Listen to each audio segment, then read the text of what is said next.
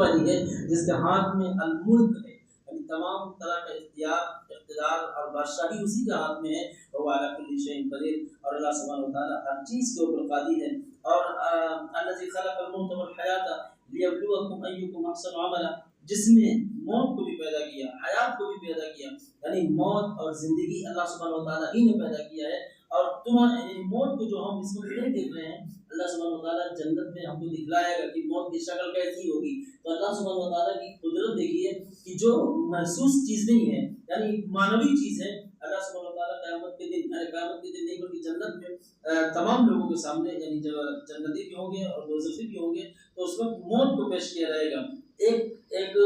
مینڈھے کی شکل میں، جو املح ہوگا، یعنی چتکبرا ہوگا، سفید سفید داغ ہوں گے اور کالا ہوگا۔ تو اللہ سبحانہ وتعالیٰ اسے بلا کر بیچوں بیچ میں، یعنی ادھر جنتی ہوں گے، ادھر دوزخی ہوں گے، بیچ میں موت کو لایا جائے گا اور ذبح کر دیا جائے گا۔ تو موت کو بھی موت دینے والا جو اللہ سبحانہ وتعالیٰ ہے، سوچیے کہ اس کی قدرت، اس کی طاقت کیسی ہوگی۔ والحیات لیبلوکم ایکم احسن عملا، اور موت و حیات کا جو یہ کارخانہ ہے، جو نظام ہے، یہ صرف ایسے ہی نہیں پیدا کر دیا کہ کوئی اس کا مقصد نہیں ہے، یوں بس زندہ کر رہا ہے، پیدا کر رہا ہے، کسی کو مار رہا ہے، کسی کو زندہ کر رہا ہے، بلکہ اللہ سبحانہ وتعالیٰ فرما رہا ہے لیبلوکم ایکم احسن عملا، ہم یہ اس لیے کر رہے ہیں تاکہ تم کو آزمائیں اور جانچیں، ایکم احسن عملا، تم میں سے بہترین عمل والا کون ہے، یعنی جس کے عمل میں صداقت ہے، سچائی ہے، اور احسن عمل وہی ہے۔ اور ہمیں لکھا ہے کہ